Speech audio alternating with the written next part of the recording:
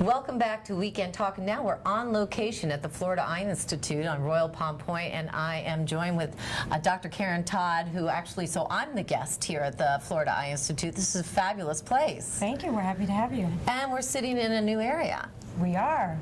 This is our new optical gallery, and we are thrilled that you're here to show it off to the public and all the new and exciting things that are going on in the Florida Eye Institute.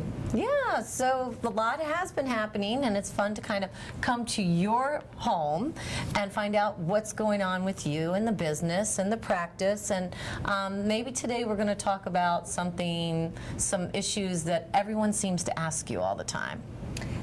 I think that's a good idea. We have focused so much on the Florida Eye Institute as being a medical surgical practice, and certainly we are. I do a lot of cataract surgery and eyelid surgery, and certainly you hear me talking about glaucoma all the time. That we want the public to remember that we are a full-service eye care providers. We're sitting here in our new optical gallery, and we provide eyeglasses to the public.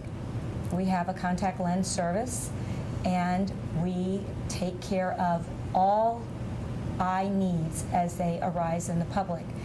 And we have whole families that come to see us.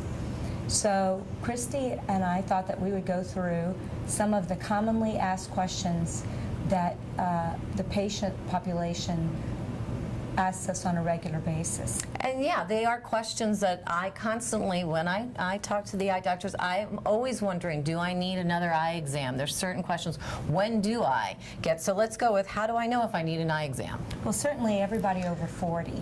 The classic person that comes to see us is the person who realizes that their arms are not long enough anymore.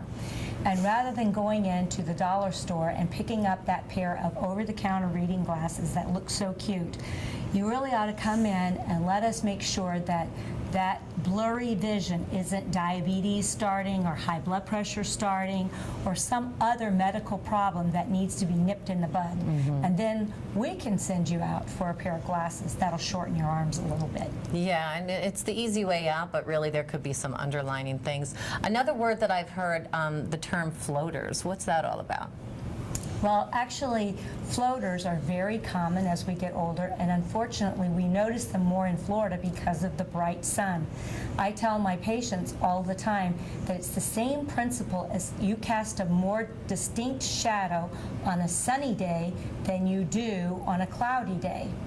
But floaters are important to notice, especially if you have a lot of new ones, like a pepper shaker has gone off in your eye, or if there's a flash, like a camera flash.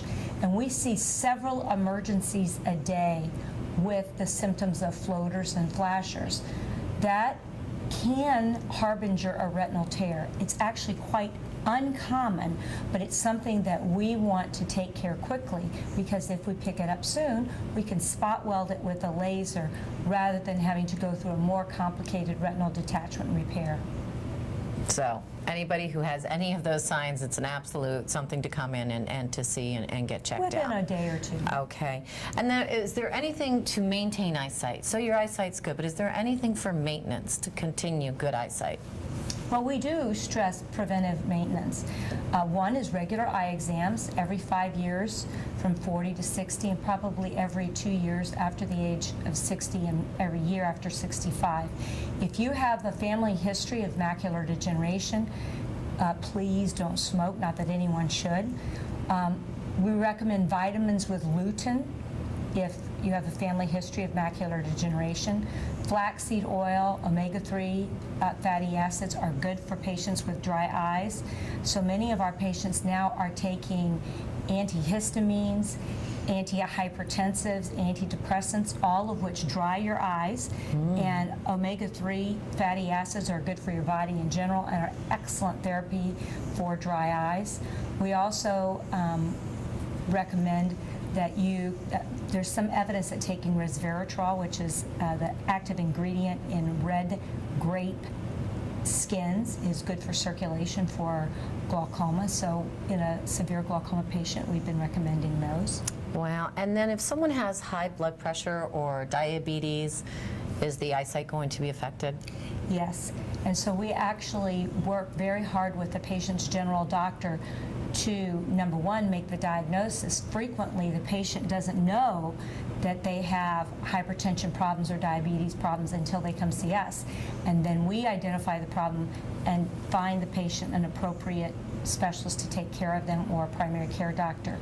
And then we work with them to control their diabetes, control their hypertension, and maintain their eyesight. That's you know your stuff, but there's so much, and that's why if there's any questions, you can come just get a consultation, really. What do you think is different, holds you different unto the others here at the Florida Eye Institute?